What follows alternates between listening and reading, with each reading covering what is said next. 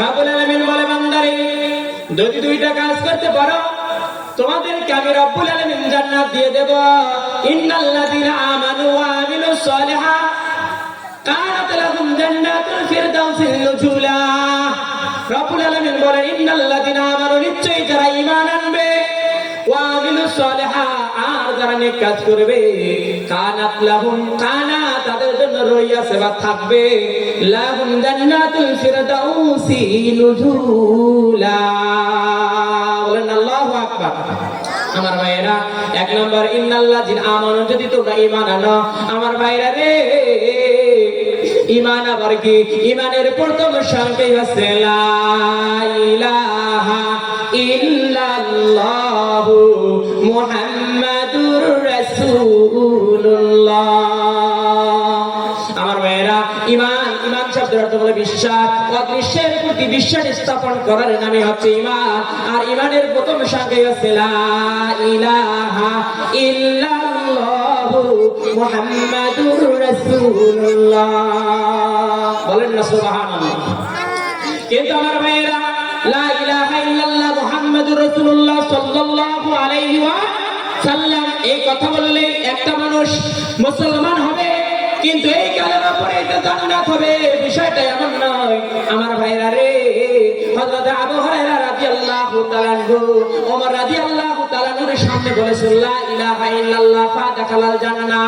যে ব্যক্তি জীবনে একবার বলবে লা ইলাহা ইল্লাল্লাহ ফাদাখালাল জান্নাহ ওই ব্যক্তিটা জান্নাতের মধ্যে প্রবেশ করবে। জোরে বলেন সুবহানাল্লাহ। এই কথা বলার সঙ্গে সঙ্গে হযরত ওমর রাদিয়াল্লাহু তাআলা আনহু আবু হুরায়রার জামা ধরে এক আছাড় বলেছে আবু হুরায়রা এই কথা তোমাকে কে বলেছে কালেমা পড়লে জান্নাত? আবু হুরায়রা বলেছে বিশ্বনবী। চলো তাহলে বিশ্বনবীর কাছে যাই। বিশ্বনবীর কাছে চলে গেলেন। যাওয়ার পর বলেছে ইয়া রাসূলুল্লাহ ইয়া হাবিবাল্লাহ। আবু হুরায়রা বলেছে লা ইলাহা ইল্লাল্লাহ ফাদাখালাল জান্নাহ। যে ব্যক্তি একবার বলবে লা ইলাহা ইল্লাল্লাহ ফাদাখালাল জান্নাহ ওই ব্যক্তি জান্নাত চলে যাবে। আল্লাহ পাকের রাসূল বলে হে ওমর হ্যাঁ আমি এই কথাটা স্বীকৃতি দিয়েছি। ওমর রাদিয়াল্লাহু তাআলা বলেছেন ইয়া রাসূলুল্লাহ ইয়া হাবিবাল্লাহ কিন্তু নবী গো আপনি তো এই কথাটা বলতে পারতেন লা ইলাহা ইল্লাল্লাহ দাখালাল জান্নাহ, কিন্তু আপনি এই কথাটা তো এইভাবে বলেছেন লা ইলাহা ইল্লাল্লাহ ফাদাখালাল জান্নাহ। যে ব্যক্তি জীবনে একবার বলবে লা ইলাহা ইল্লাল্লাহ ফাদাখালাল জান্নাহ অতঃপর সেই ব্যক্তি জান্নাতের মধ্যে প্রবেশ করবে।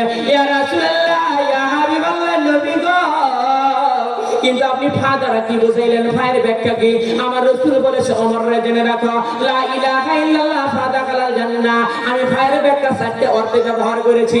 এক নম্বর আল্লাহ যা হালাল করেছে সেটাকে হালাল হিসেবে মানতে হবে, আল্লাহ যেটা হারাম করেছে সেটাকে হারাম হিসেবে মানতে হবে, আল্লাহ যেটা আদেশ করেছে সেটা আদেশ হিসেবে মানতে হবে, আল্লাহ যা নিষেধ করেছে নিষেধার্থে মেনে নিতে হবে।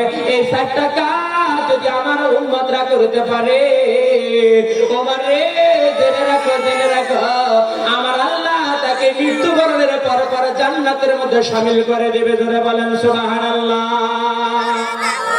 তারপরে আসো আমিলুস সালিহাত ভালো কাজটাকে করতে হবে। আমার ভাইয়েরা রে ভালো কাজ করতে হবে। ভালো কাজ কি? ভালো কাজ হলো নামাজ পড়া, ভালো কাজ হলো কোরআন পড়া, ভালো কাজ হলো আলেম ওলামারে সালাম দেওয়া সম্মান করা। আমার ভাইয়েরা রে ভালো কাজ হলো মাদ্রাসার ছাত্রদেরকে লদিং খাওয়া। কথা বলেন ঠিক না বেটি? আমার ভাইয়েরা গভীর মনোযোগ লাগান। ভালো কাজ হলো সুন্দর করে মানুষকে খাদ্য দান করা। আমার ভাইয়েরা আল্লাহ পাক কিয়ামতের দিন নিজেই বলবেন হে দুনিয়ার মানুষেরা আমি রব্বুল আলামিন পৃথিবীর জমিনে ক্ষুধার্ত ছিলাম আমাকে কেন খাদ্য দেওয়া হয় নাই? আমি পিপাসার্ত ছিলাম আমাকে কেন পানি দেওয়া হয় নাই? আমি নিঃস্ব হয়ে গিয়েছিলাম আমাকে কেন সাহায্য করা হয় নাই?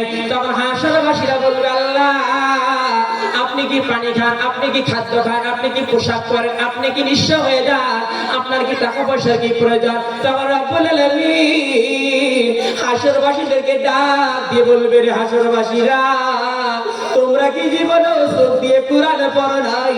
আমি আল্লাহ কোরআনের মধ্যে ঘোষণা করে দিয়েছি ওয়ালা ইয়াহুদ্দু আলা তাআমিল মিসকিন। আল্লাহু আকবার।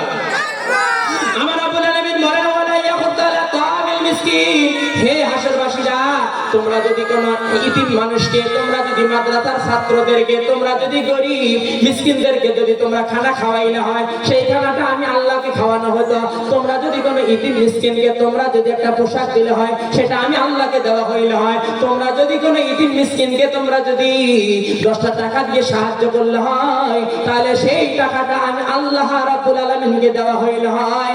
আজকে আমি রব্বুল আলামিন এই হাসরের মাঠে তোমাদেরকে সম্মান দিয়া আমি আল্লাহর জান্নাত পাঠিয়ে দিতাম রে বান্দা।